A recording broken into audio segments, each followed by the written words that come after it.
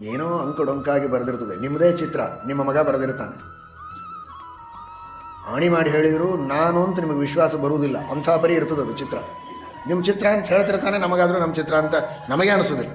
ಆದರೆ ಆ ಪರಿಸ್ಥಿತಿ ಇರೋದು. ಇಷ್ಟಿದ್ರೂ ಕೂಡ ನೀವು ಎಷ್ಟು ಸಂತೋಷದಿಂದ ನಮ್ಮ ಮಗ ಬರೆದಾನಿದ್ದು ಚಿತ್ರ, ಯಾರ್ದು ಇದು ನಂದೇ ಚಿತ್ರ ಅಂತ ಹೇಳ್ಕೋತೀರಿ. ನೋಡಿದವರಿಗೂ ಅದು ವಿಶ್ವಾಸ ಬರೋದಿಲ್ಲ, ಆದರೆ ಅಷ್ಟು ಸಂತೋಷ. ಯಾಕಂದರೆ ಪ್ರೀತಿ, ನಮ್ಮ ಮಗ ಬರೆದಾನೆ ಅಂತ ಎಲ್ಲರ ಮುಂದೆ ಹೇಳ್ಕೊತ ಓಡಾಡ್ತೀರಿ. ಅಂಥದ್ದು ದೇವರು ಮಾಡಿದಂತಹ ಈ ಸೃಷ್ಟಿ, ದೇವರು ಮಾಡಿದ ಗಿಡ, ದೇವರು ಮಾಡಿದ ಶರೀರ, ದೇವರು ಮಾಡಿದಂತಹ ನದಿ, ಸಮುದ್ರ, ನಿಮ್ಮಪ್ಪ ಅಲ್ವಾ ದೇವರು? ನಿಮಗೆ ಸೃಷ್ಟಿ ಮಾಡಿದ ದೇವರು ನಿಮ್ಮಪ್ಪ, ನಿಮ್ಮ ತಂದೆ, ನಿಮ್ಮ ತಾಯಿ, ಬಂಧು ಬಳಗ, ಸರ್ವಸ್ವ ಅಂತ ಹೇಳ್ಕೊಳ್ತೀರಲ್ಲ, ಇದ್ದದ್ದು ಸತ್ಯ. ಅದು ಅಂಥ ದೇವರು ಮಾಡಿದ ಚಿತ್ರ ಅಲ್ಲ ಇದು, ವಿಚಿತ್ರವಾದ ಸೃಷ್ಟಿ.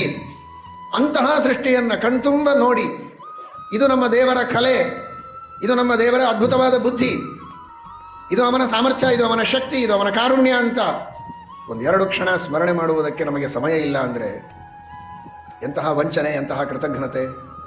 ಅದನ್ನು ಸ್ಮರಿಸಿ ಅಂತಾರೆ.